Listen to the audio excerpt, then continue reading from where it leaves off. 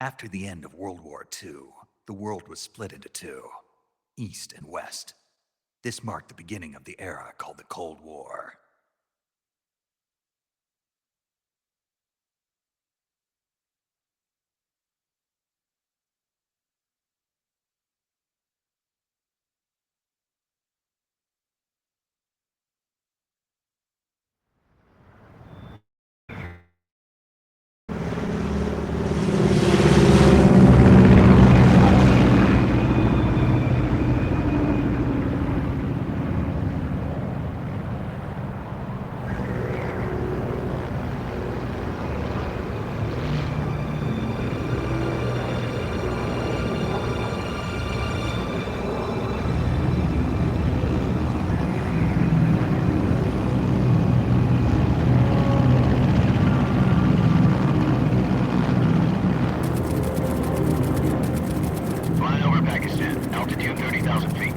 Approaching Soviet airspace.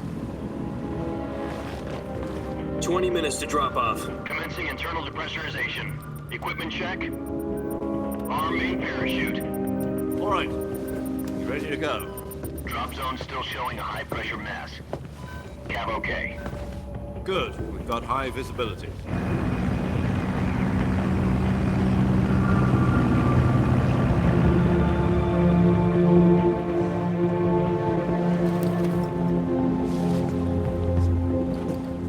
That cigar. Connecting oxygen hose to interior connector. Put on your mask.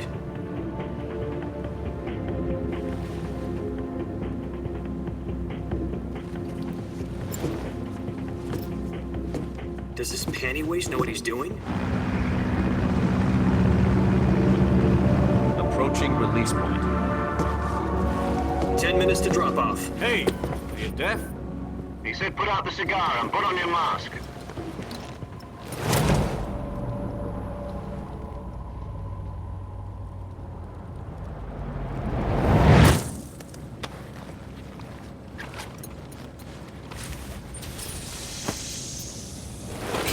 Depressurization complete. Checking oxygen supply. 6 minutes to drop off. Opening rear hatch.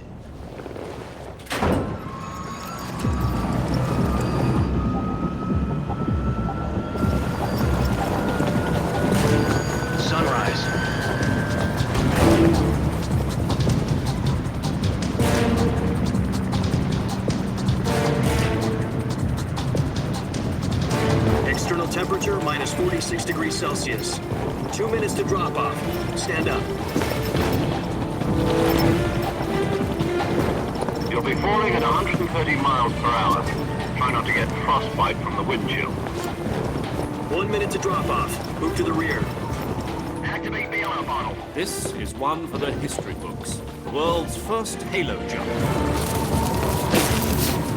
10 seconds to drop off. Stand by. Status okay, all green. Prepare for drop-off. Countdown. 5, 4, 3, 2, 1. Spread your wings And fly. God be with you.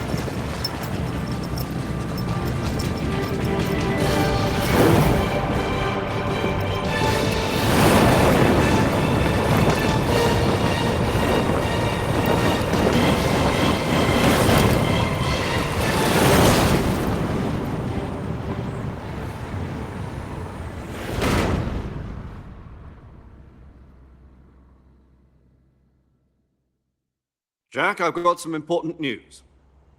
The head of the CIA has finally given us the green light for the virtuous mission. Virtual mission? No, the virtuous mission. The future of our Fox unit depends on it. If it succeeds, we'll be officially organized into a unit. Virtuous mission? Sounds like some kind of initiation ritual. You know, don't get cocky. This isn't a training op. Right. So what exactly is this wonderful mission? Well, about 2 years ago, a certain Soviet scientist requested asylum in the West through one of our moles. His name is Nikolai Stepanovich Sokolov. He's head of the OKB 754 Design Bureau, one of the Soviets' top-secret weapon research facilities, and the East's foremost expert on weapons development. Sokolov. Isn't he that famous rocket scientist? The very same. On April the 12th, 1961, the Soviets achieved the first manned spaceflight in history. The Earth was blue, but there was no God. Well spoken. The rocket that carried Yuri Gagarin to orbit was the A-1, known as the Vostok rocket. Sokolov is said to be the man most responsible and multi-in that rocket. After Gagarin's flight, Sokolov left rocket development to become the head of the newly established Design Bureau. From a lowly technician to head of a design bureau, that's quite a success story, so why do you want to defect? It seems he'd become afraid of his own creations. Afraid? Call it a crisis of conscience. And for that, he left his country and his family behind and went over the fence? Not exactly. One of his conditions was that his family was also to be taken safely to the west. We used a mole to get the family out first and succeeded in sneaking Sokolov over the Berlin Wall shortly afterwards. I was the one who conducted the operation. The security on the eastern side was still full of holes back then. Then what? We got Sokolov over in one piece, but the whole ordeal had left him exhausted, and we checked him into a hospital in West Berlin. It took him 2 weeks and more than 600 miles to get from the research facility in the Soviet Union to Berlin. He was in no condition to say anything coherent. And it was only a week later that we had something much bigger on our hands. The Cuban Missile Crisis. October the 16th, 1962, President Kennedy received word that the Soviets were in the process of deploying intermediate-range ballistic missiles in Cuba. The President demanded that the Soviets dismantle and remove the missiles. At the same time, he announced a naval blockade to prevent further missile shipments from reaching Cuba. But the Soviets didn't back down, instead placing their armed forces on secondary alert. Soviet transport ships carrying missiles continued on course towards Cuba. US and Soviet forces went on alert for an all-out nuclear war.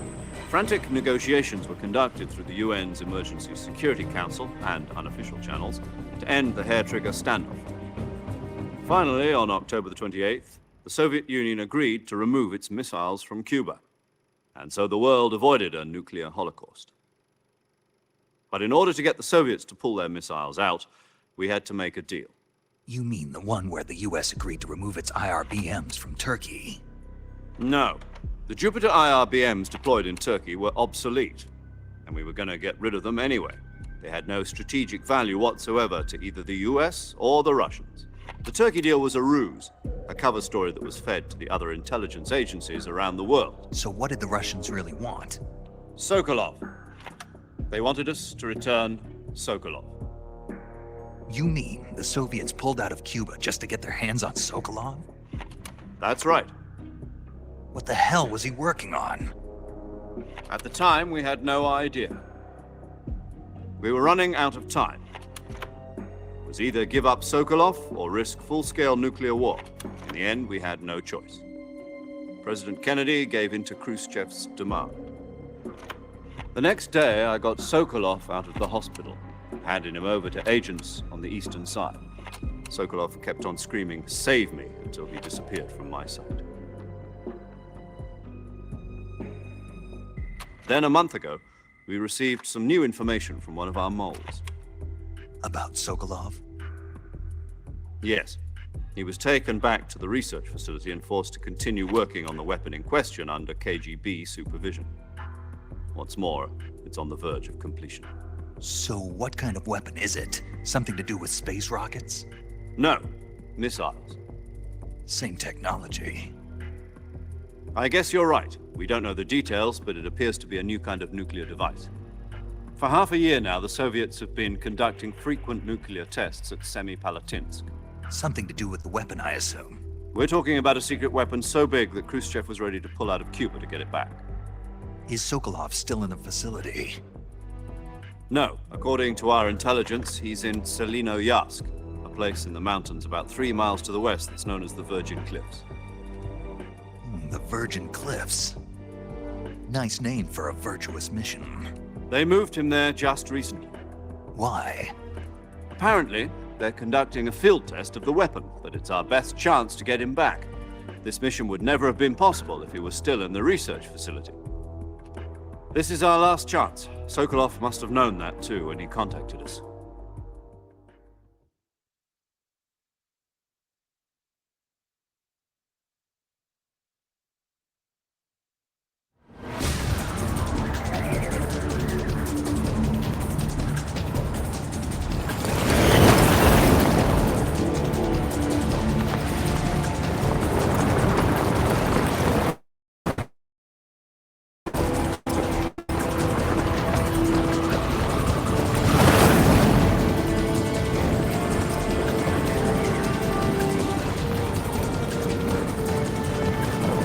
Listen up, Jack. Your mission is to infiltrate Selino-Yarsk in the Soviet mountains, ensure the safety of Sokolov, and bring him back to the West.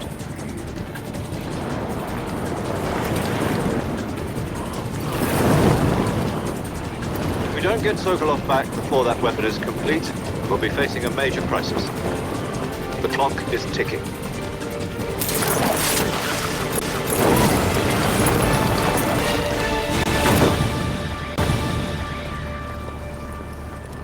Once we've confirmed the rescue of Sokolov, stand by at the recovery point.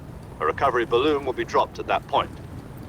Helium will be pumped into the balloon to inflate it. The process takes about 20 minutes. Once it's complete, the gunship's arm will latch onto the balloon and pull it up. The Fulton surface-to-air recovery system. I'm familiar with the theory. Take it easy. It's been combat proven. Do you think Sokolov is up to it? The shock will be less than during a parachute jump, and the arm can handle up to 500 pounds. So you're planning on going over the border in a single combat Talon? She's equipped with two 6-barrel 20mm Vulcan cannons, as well as two 40mm machine guns. Sounds like she could hold her own against a battalion of tanks. Even with the fuel in the reserve tank, we're facing a 4-hour time limit. If all goes well, it shouldn't take more than a few hours. Home in time for dinner. But if anything goes wrong, you'll be eating dinner, breakfast, and all the rest of your meals in the jungle.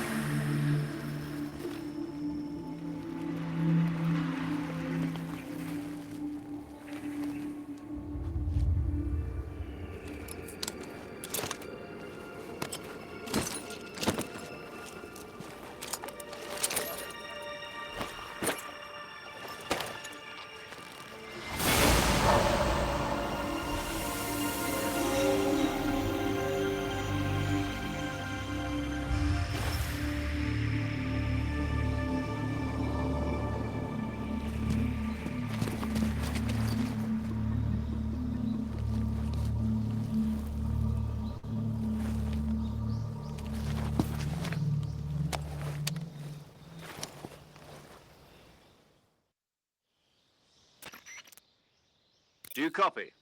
You're already in enemy territory, and somebody might be listening in. From here on out, we'll be using code names to refer to each other. Your code name for this mission will be Naked Snake. I'll be referring to you as Snake from now on. You're not to mention your real name. Snake? What, you don't like snakes? What do you mean? Well, you've eaten one before, haven't you? In survival training? I'm glad to hear that. I don't know if I'd ever order one in a restaurant, but... Be careful, you might not have a choice. What about you, Major? What should I call you? Let's see. I'll be Tom. Call me Major Tom. This will be a sneaking mission. You must not be seen by the enemy. You must leave no trace of your presence. Is that clear? This kind of infiltration is the Fox unit's speciality. In other words, weapons and equipment are procured on site. That goes for food as well. You're completely naked, just as your name implies. Great. Now I see why you asked me if I like snakes. I suppose calling me Snake was your idea of a joke, too. No, there's a good reason for that. I'll tell you later when the time is right. Gotcha. Getting back to the subject, how exactly am I supposed to feed myself? You've been issued a knife and a gun. You'll also find some medical supplies in your backpack. Yeah, about the backpack. I lost it in a tree on the way down. I see. Well, you'd better go back and get it then. You know where it is?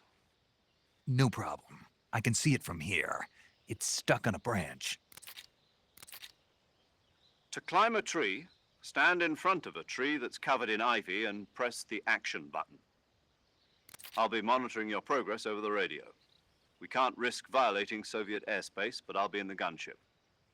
My frequency is 140.85. I'll give you a call if I need to talk to you. If you need to talk to me, use the send function. Okay, Snake, go get your backpack.